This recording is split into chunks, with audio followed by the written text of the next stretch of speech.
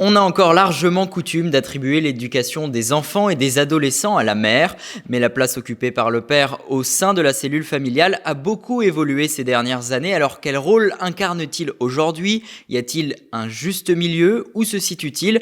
On en parle aujourd'hui dans ce nouvel épisode de Parents tout va bien.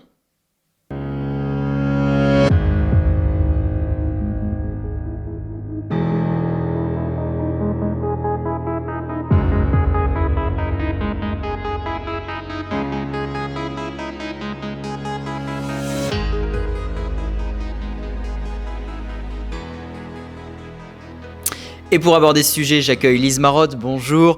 Vous êtes thérapeute, spécialiste de la parentalité positive. Avec nous également, Dr Marc-André Friedrich, bonjour. Vous êtes médecin de l'unité d'hospitalisation des adolescents sur le centre hospitalier de Verdun et médecin référent au sein de la maison des adolescents de la Meuse. Je vais commencer avec vous, docteur.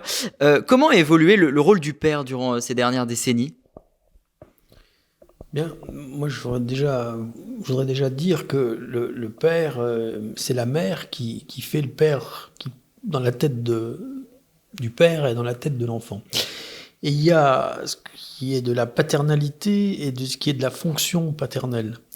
Et effectivement, la fonction paternelle a considérablement évolué, et elle évolue au cours donc des millénaires qui nous ont précédés, puisque donc à chaque moment de la société, il y a un père, et puis il y a une mère également, et que donc cette fonction évolue avec la société dans laquelle nous nous trouvons.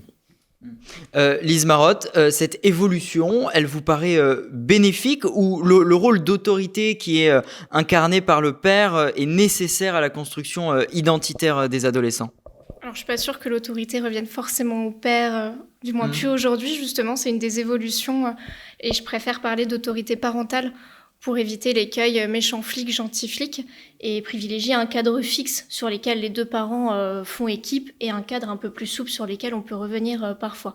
Mais je pense qu'effectivement, l'autorité du père est aujourd'hui divisée et la mère a tout à fait sa place aussi d'un point de vue autorité avec les enfants. Donc ça veut dire que le rôle des pères, le rôle des mères, il est interchangeable ?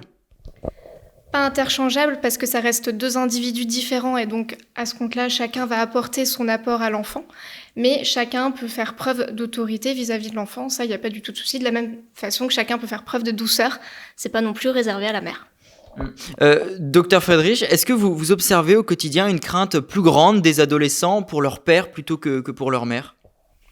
Voilà, la fonction paternelle n'est pas la même que celle que la fonction maternelle, mais j'ai pas l'impression que la peur du père soit aussi peut-être prégnante qu'elle ne pouvait l'être précédemment, puisqu'effectivement, depuis les années 80, particulièrement donc dans notre pays, l'autorité parentale a été partagée, puisqu'auparavant on était dans le pater familiae, c'est-à-dire la fonction du père, et donc c'est ce partage de l'autorité, parce que qu'est-ce que l'autorité, hein, toute la question est là, entre autorité et soumission.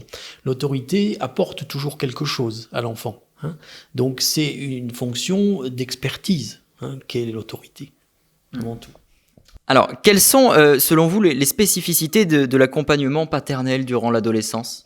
Alors la fonction paternelle, enfin la paternalité aussi qui nous occupe, nous les pères, c'est d'asseoir à la fois de l'amour et de l'éducation à l'enfant, hein, lui apporter de l'amour et de l'éducation. Alors effectivement, qu'est-ce qui fait que parfois c'était essentiellement la peur qui pouvait être le primum dans la relation qui s'établissait entre le père et l'enfant ? Alors ça, j'ouvre une question, forcément, c'est une boîte. mais habituellement, l'enfant est quand même soutenu par cet amour que son père lui porte, c'est-à-dire ce soutien, cette estime et cette confiance que le père a et qu'il porte à son enfant et qui lui permet justement de pouvoir aller chercher la capacité d'aller explorer le monde qui va lui permettre de devenir un jour un adulte. Et lorsque les parents se séparent, comment le père peut continuer à jouer pleinement son rôle en ne disposant parfois que d'un droit de visite, Lise Marotte ? Justement, en étant présent, donc en participant à la vie de l'enfant, en assistant aux compétitions sportives, en assistant aux réunions d'école, etc. Donc vraiment en étant présent et en s'investissant. Et je pense aussi qu'il y a la place de la mère qui doit du coup laisser cette place au père. Il ne s'agit pas non plus de prendre toute la place. Et effectivement, quand il y a un droit de visite, il faut quand même que la mère permette un lien entre l'enfant et son papa quand c'est possible. Si je comprends bien, en fait, il faut trouver un équilibre entre les deux parents. Tout à fait. Finalement, c'est ça. Et c'est le rôle de chacun de permettre que l'autre puisse s'exprimer et puisse trouver sa place. Donc, il ne faut pas trop s'imposer. Et il faut parfois se mettre en retrait aussi pour que les deux parents puissent faire leur rôle. Et après cette séparation, Dr Friedrich, les ados restent-ils systématiquement avec leur mère, non ? Habituellement, donc, les ados ont tendance à aller avec leur mère, mais il arrive donc dans certains cas, lorsque la situation peut être conflictuelle entre les parents, lorsque le mépris ou le dédain a pu se mettre au rendez-vous donc de la séparation, et lorsque donc cette séparation donc est parfois vécue comme une tragédie, c'est-à-dire quelque chose qui s'inscrit donc dans la non-réconciliation, eh bien les enfants sont parfois confrontés effectivement dans des conflits de loyauté, et puis les uns ou les autres peuvent aller soit vers le père, soit vers la mère, selon effectivement cette loyauté qui peut s'inscrire pour eux comme étant donc une source de difficulté, parce que à chaque fois que l'enfant ne peut pas parler de son père à sa mère ou de sa mère à son père facilement, cela devient pour lui source éventuellement de souffrance.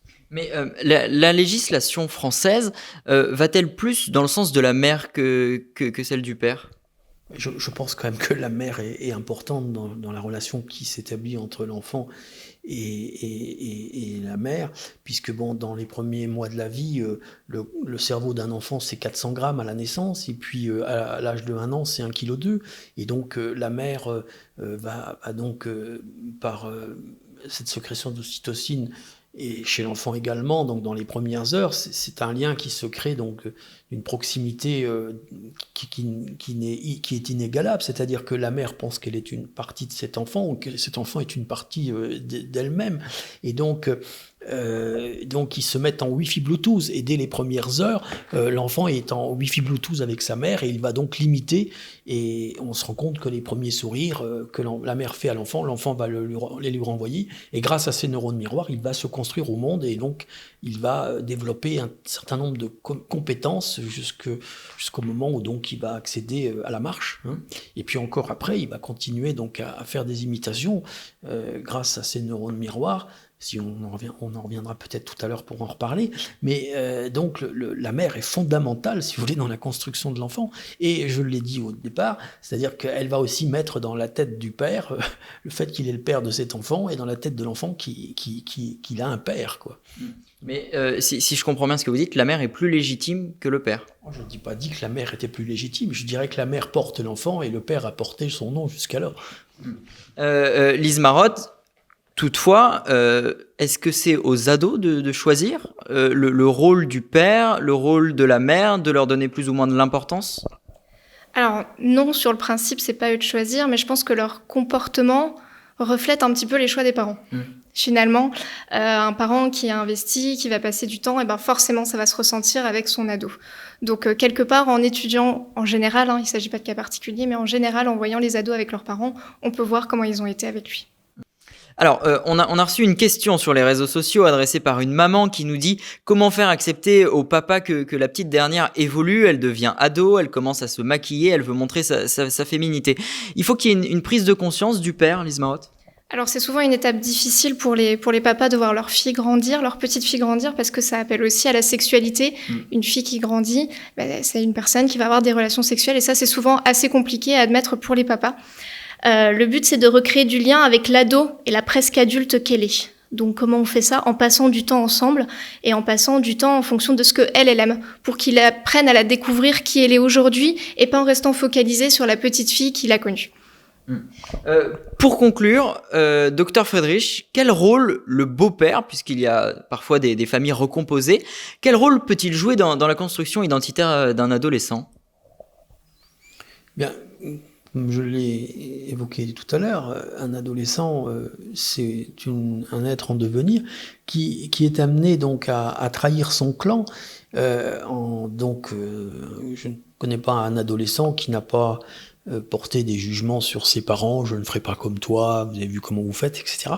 Donc il a besoin de trahir son clan et de garder le meilleur des imitations qu'il considère comme étant celles qu'il considère les meilleures, et puis il est amené donc à pouvoir aller en chercher d'autres ailleurs.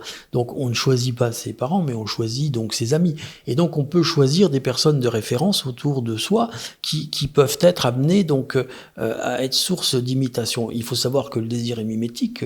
Mon désir est de désirer ce que tu peux pas me donner, mais je peux te copier. Donc un beau-père peut être une source d'imitation. Encore faut-il qu'il puisse avoir cette place et qu'il ne soit pas mis dans une situation où il est l'ennemi public numéro 1.